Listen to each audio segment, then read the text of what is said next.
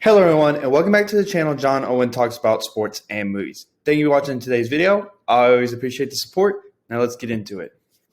So today is going to be a Loki season 1 review. I'm glad that this is going to get multiple seasons, but it's going to be a review of season 1, and I'm going to answer the question of do I think this is Marvel's best Disney Plus series so far, and explain why I think it was a perfect setup for the rest of Phase 4.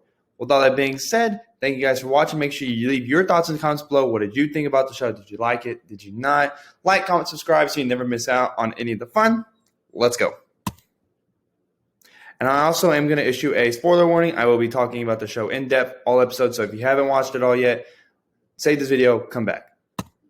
For starters, I do think that objectively this is the best Marvel show we've gotten so far, the Marvel Disney Plus series. I think that it's got the best antagonizing force in the TVA and Ravonna and He Who Remains. I think they've got the best antagonizing force out of the 3 shows so far. I really don't have too many holes in the show. I really don't think the show has many flaws. I will get into some of those, but I think the show has the least amount of flaws and a lot of great things. I don't know if the highs of this show made me feel like the highs of WandaVision and Falcon and Winter Soldier did, but the show has a lot of really good highs and not nearly as many flaws. So for that reason, I think it is the best Marvel Disney Plus show. First thing I'm going to talk about is the implications of this show going forward. So because Sylvie killed He Who Remains, the multiverse has obviously exploded. That's going to be wild. We're going to see that play out going forward. Doctor Strange and Multiverse of Madness. The He Who Remains variant, it's all but confirmed now that he was talking about Kang. That's the same actor who's going to play Kang the Conqueror in Ant-Man and the Wasp Quantumania, and I would assume the 5th Avengers film, I'm going to assume he's going to be the bad guy. So Kang's coming, the multiverse, all that madness and craziness is coming. So I really think if this show did so much more for the multiverse than WandaVision ever did, but I think it's going to play into it. Basically, my feeling is that this multiverse is going to break. All the timelines are going to branch out, right? Wanda's going to, because of all these new timelines, there's going to be a timeline where whatever's Wanda's looking for, whether it be his kids or another version of Vision, she's going to be able to find it. It's going to weaken the reality.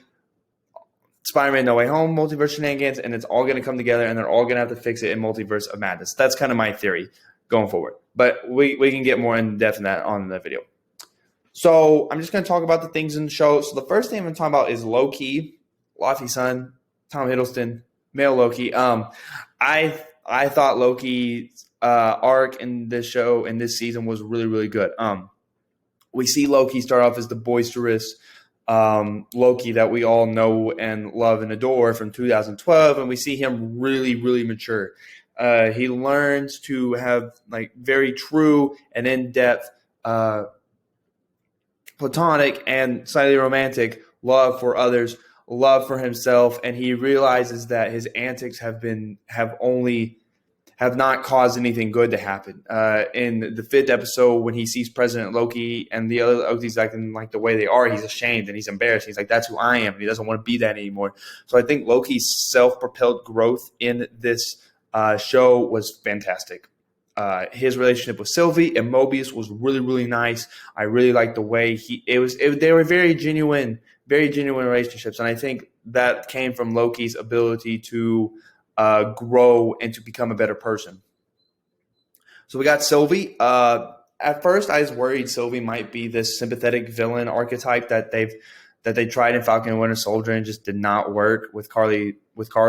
But Sylvie didn't end up being the villain, in a way, I guess. So no harm, no foul there, Marvel. I liked Sylvie. Sylvie was fairly entertaining. I liked her backstory. I know they never like confirmed for sure what her Nexus event was, but I'm pretty sure it was that she just wanted to be like a savior of Asgard and like help Asgard, because when they take her, she's playing with the Valkyrie set. She's like, oh, here to save Asgard. I guess that's kind of my best guess. But I really liked Sylvie. She was very cunning and very witty and just a great Loki, basically. And that was stunning to watch. I saw it coming because I knew, but it was still kind of cunning and stunning to watch her kill He Who Remains and all that. So I thought Sylvie was solid, but definitely strength of the show is the side characters. Mobius, Owen Wilson did a great job as Mobius. I absolutely loved Mobius. I was a little might be an understatement, Disappointed in the fact that there was no scene with Mobius on the jet ski, but as long as we get a scene of him on a jet ski at some point in the series, I'm going to be fine. I really liked Hunter B115. She was pretty solid. I loved the Loki variant. Alligator Loki, amazing. Maybe the single greatest idea Marvel has ever come up with. Kid Loki was pretty cool. Bossel Loki is pretty cool. Classic Loki was awesome in the one episode he was in. So all the side characters were really good. And I think what separates this show, I said it earlier, I'm going to say it again. What separates this show from the other two, in my personal opinion, is that this show had the best antagonizing force in Ravonna and the TVA and He Who Remains. But yeah, Ravona's not too complex, but she was pretty good. And I think just the concept of the TVA taking away the free will and trying to create the one sacred timeline was really good, and it had real stakes, and it was a real challenge for our heroes. I don't think WandaVision has great villains, and I don't think the Flag Smashers are a good enough threat to be, or were not written as a well enough threat in Falcon and Winter Soldier. But I thought the TVA was written very well. Everything like that was really good. So I really liked the TVA and just the concept. And Ravonna did a good job. He Who Remains is super interesting, and I can't wait to see Kang in upcoming projects. I definitely expect him in at least 2, maybe more. Not sure. And then just the end with the multiverse branching out, I really thought it was all really good. I'm gonna get into some holes of the show, but I don't really have any overall holes. It's maybe some like little nitpick stuff for episodes. So now we're gonna get into episode rankings. Coming in at number 6, we have episode 3, Laments. Really, to me, the reason I really don't like this episode that much is because it's the only one that does not move the plot forward nearly as much as the other 5 do. It was cool to see Loki and Sylvie just kind of get to hang out and get to know each other and see Loki develop some of his powers. But to me, this episode's really not that important. So for that reason, it comes in at number 6.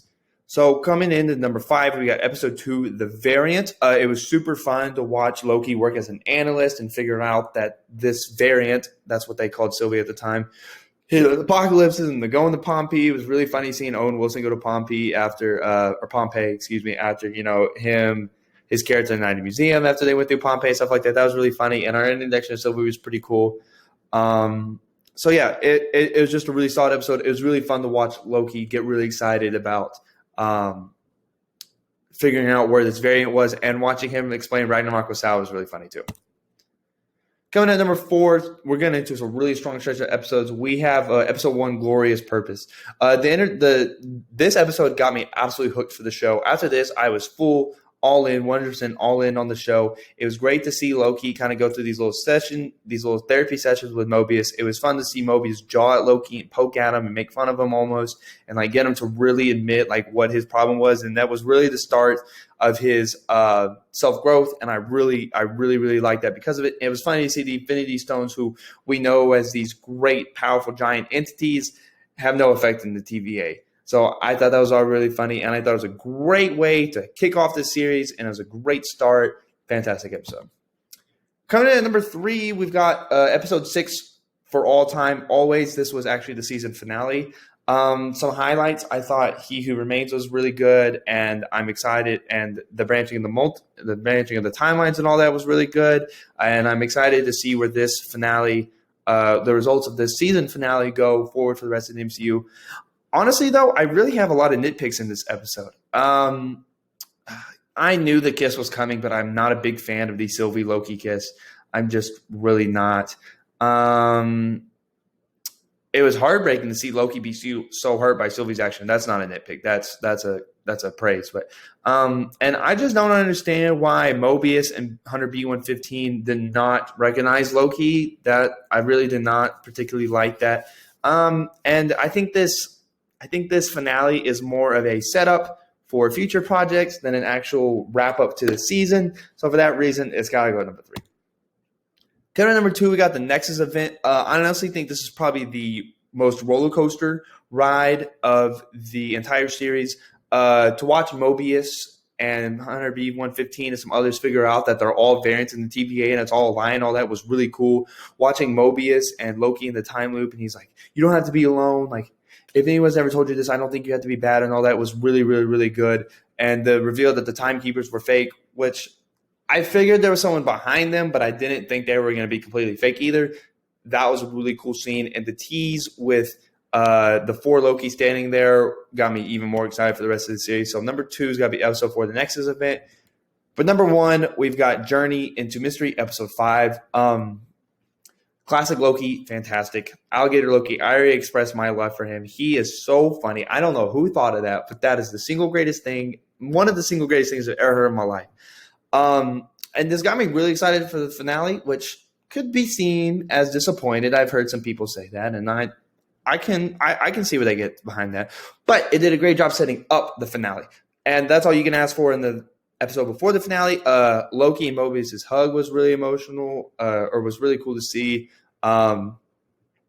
Watching Loki and Sylvie team up to enchant Alliance was super cool. And watching classic Loki build an entire fake Asgard, way cool. Really, really cool. Awesome moment. Probably the best moment in the show and perhaps the entire series. So that being said, I'm just going to wrap it up by saying I really, really enjoyed Loki. I think that it's the best out of the 3 Marvel Disney Plus shows so far. I'd probably give it a 9 out of 10 with a little nitpicking because of some of the things that happened in the finale. But overall, I still think it's better than WandaVision and Falcon Winter Soldier, which I both loved and adored, both of those shows. But with all that being said, thank you so much for watching. Check out the link content, like, comment, subscribe. Leave your thoughts down below. You have a great day.